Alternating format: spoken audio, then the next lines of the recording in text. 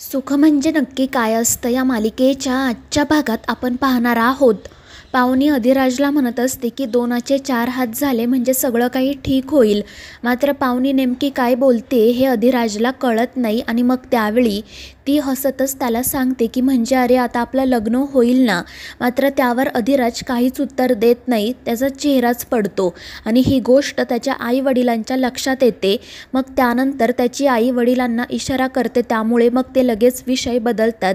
ते म्हणत असतात की मी पुन्हा एकदा देवळात जातो आणि गुरुजींना विचारतो की अधिराजवर जी संकटांची मालिका सुरू झाली होती ती आता संपली आहे की नाही, पुन्हा एकदा चौकशी करून येतो. तर आई म्हणत असते की हो ना, तुम्ही नीट चौकशी करून या, मग आपण पाहुणीचं आणि अधिराजचं लग्न लावून देऊयात.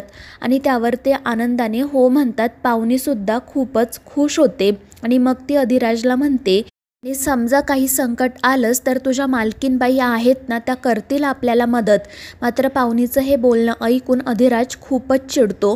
तो मोठ्याने ओरडूनच म्हणतो की पुन्हा त्यांच्याकडे मदत मागायची नाही, त्यांनी एकदा मदत केली आहे ना ती पुरेशी आहे. आणि अधिराजला असं अचानक एवढं चिडलेलं बघून त्या तिघांनाही धक्काच बसतो. पाहुणी म्हणत असते की अरे मी सहज बोलले, पण अधिराज काही ऐकून घेतच नाही.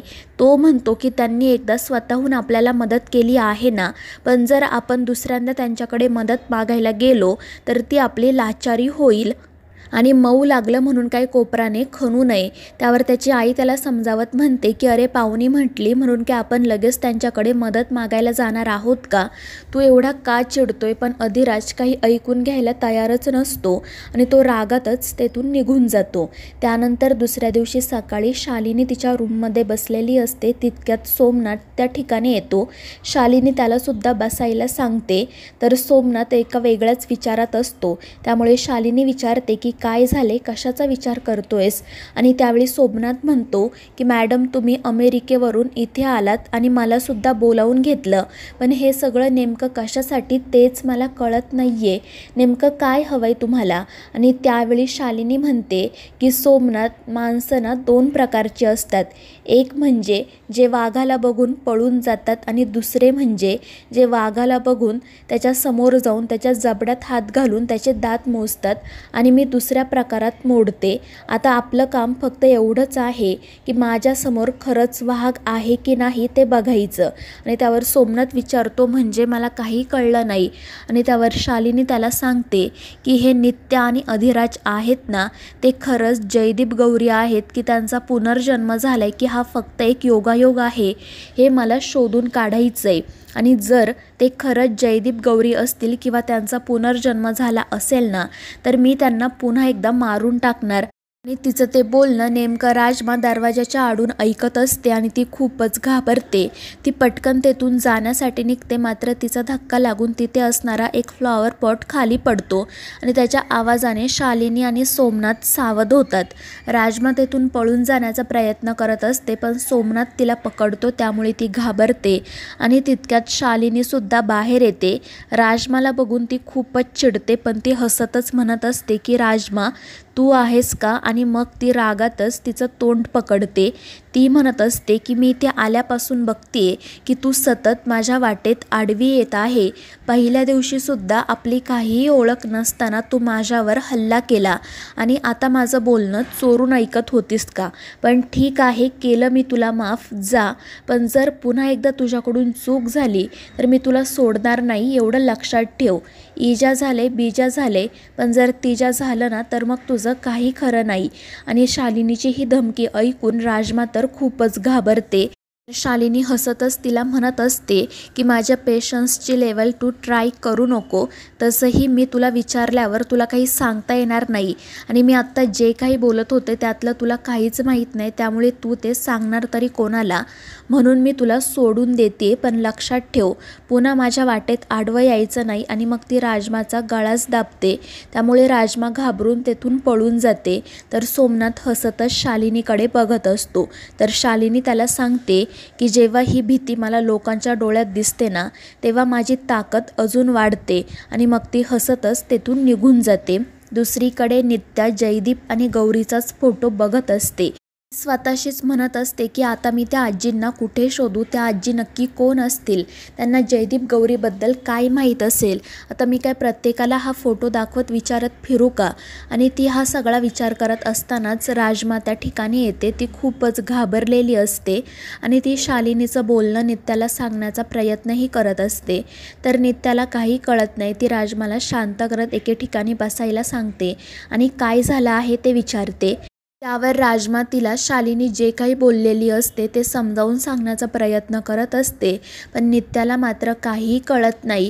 राजमा तिला पोटतिडकीने सांगण्याचा प्रयत्न करत असते, पण काहीच उपयोग होत नाही.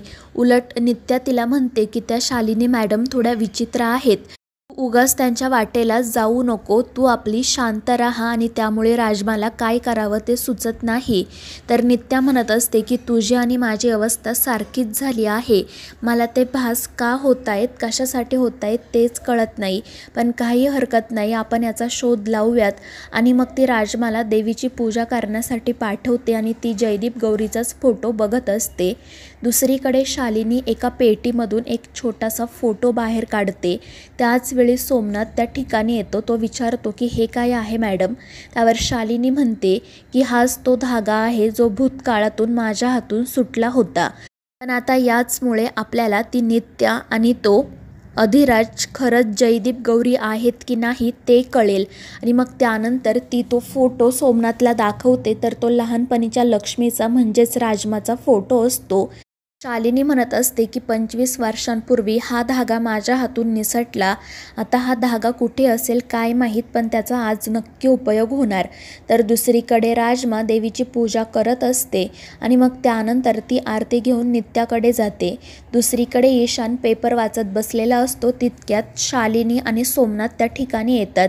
तर ईशान लगेच शालिनीसमोर नाटकं करायला सुरुवात करतो. तो शालिनीला म्हणत असतो की मॅडम, मी तुमचंच काम करत होतो, आज मी खरंच खूप काम केलं आहे.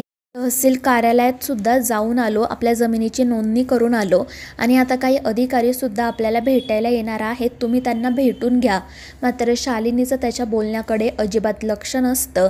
मात्र तरीही ईशान बोलतच राहतो. तो शालिनीसमोर स्वतःचंच कौतुक करत असतो आणि ते बघून सोमनाथ मात्र गालातल्या गालात हसत असतो. आणि शेवटी शालिनीचं लक्ष नाही हे बघून ईशान म्हणतो की ठीक आहे, मी घेईल भेटून त्या अधिकाऱ्यांना. आणि त्यावेळी शालिनी म्हणते की नाही, मी सुद्धा भेटेल, त्यांची ओळख होणं गरजेचं आहे. आणि त्यावर ईशान म्हणतो ठीक आहे मॅडम. आणि मग तो मुद्दाम शालिनीला इम्प्रेस करण्यासाठी म्हणतो की तुम्ही खरंच खूप सुंदर दिसताय. मात्र शालिनी रागातच त्याच्याकडे बघते, त्यामुळे तो खाली मान घालतो आणि मग शालिनी आणि तो तेथून जाण्यासाठी निघतात. तर लक्ष्मीचा तो फोटो सोमनाथकडे असतो. दुसरीकडे राजमा आरती घेऊन नित्याकडे जाते. नित्या आरती घेते आणि तिला विचारते की आता तुला ठीक वाटत आहे ना. त्यावर ती सुद्धा हो म्हणते. तर इकडे तो सोमनाथ लक्ष्मीचा फोटो बघत फोनवर बोलत असतो. तो म्हणत असतो की त्याच त्या शालिनी मॅडम त्याच अमेरिकेवरून परत इकडे आल्या आहेत आणि त्यांचंच काम करण्यासाठी मी आलोय. आता मी काही दिवस इथेच राहणार, इथे सगळं ठीक आहे, तू सुद्धा एकदा येऊन जा. आणि त्याच वेळी राजमा त्या ठिकाणी येते. सोमनाथने लक्ष्मीचा फोटो टेबलवर ठेवलेला असतो आणि तो फोटो बघून राजमाच्या पायाखालची तर जमीनच सरकते.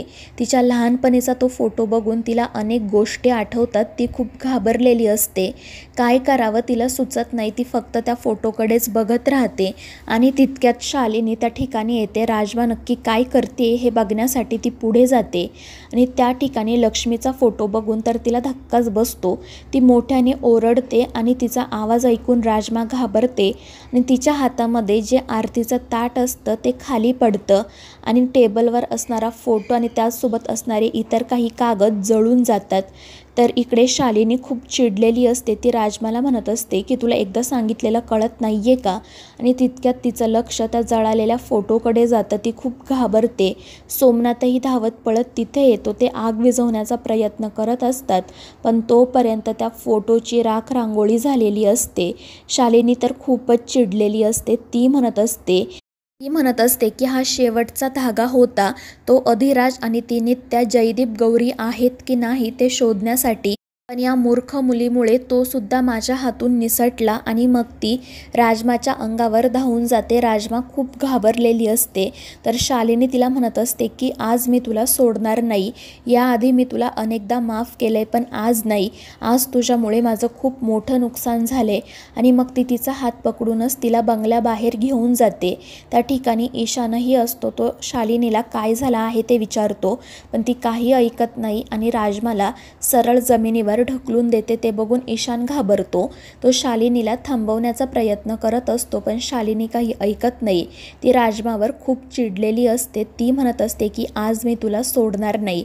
तुला तुझ्या चुकीची शिक्षा भोगावीच लागेल. त्यावेळी ईशान म्हणत असतो की शालिनी मॅडम तुम्ही प्लीज तिला काही बोलू नका आणि काही करू नका. जर हे सगळं नित्या आणि त्या अधिराजला कळलं ना तर काही खरं नाही. पण शालिनी त्याला गप्प बसायला सांगते आणि ती राजमाला धमकी देत म्हणते की आज मी तुला सोडणार नाही. आणि मग ती सोमनाथला हंटर आणायला सांगते. ते बघून तर राजमाला तर खूप भीती वाटते. तर ईशान शालिनीला थांबवण्याचा प्रयत्न करत असतो पण शालिनी त्याचं काही ऐकून न घेता रागाच्या भरात राजमाच्या अंगावर तो हंटर उगारते. पण तितक्यात नित्या त्या ठिकाणी येत तो हंटर पकडते. तर शालिनी दोनदा तो हंटर ओढण्याचा प्रयत्न करते मात्र नित्याने तो घट्ट पकडून ठेवलेला असतो. त्यामुळे शालिनी रागातच नित्याकडे बघते. तर ईशान मनाशी म्हणत असतो की बरं झालं शालिनी मॅडम तुम्ही माझं ऐकलं नाही. कारण आता तुम्ही राजमावर हंटर उगारलाय हे बघून नित्या काय करेल ते सांगता येणार नाही. आणि मग तुमच्या दोघींच्या वादावर मी माझी पोळी आरामात भाजेल. आणि त्यानंतर शालिनी नित्याला सांगते की हंटर सोड. तर नित्या तिच्यापेक्षा मोठ्या आवाजात ओरडून म्हणते की तुम्ही सोडा. तर मित्रांनो या मालिकेच्या पुढील भागांमध्ये आपण पाहणार आहोत अधिराज शालिनीला भेटण्यासाठी आलेला असतो. त्याला बंगल्यावर घडलेला प्रकार माहीत नसतो पण ईशान मुद्दाम त्याच्या समोर जात नाटक करत हात जोडून म्हणतो की अधिराज आता तू इथे कोणताही तमाशा करू नको. जे झालं ते खूप झालं. त्यामुळे अधिराज विचारतो की नेमकं झालंय काय. आणि मग ईशान त्याला घडलेला प्रकार तिखट मीठ मिरची लावून सांगतो. त्यामुळे अधिराज चिडतो आणि तो शालिनीकडे जातो. तर गौरीने शालिनीला स्वतःच्या पायापाशीच आणलेले असते. तर मित्रांनो या मालिकेच्या पुढील भागांच्या अपडेट्ससाठी आपल्या चॅनेलला सबस्क्राईब करा.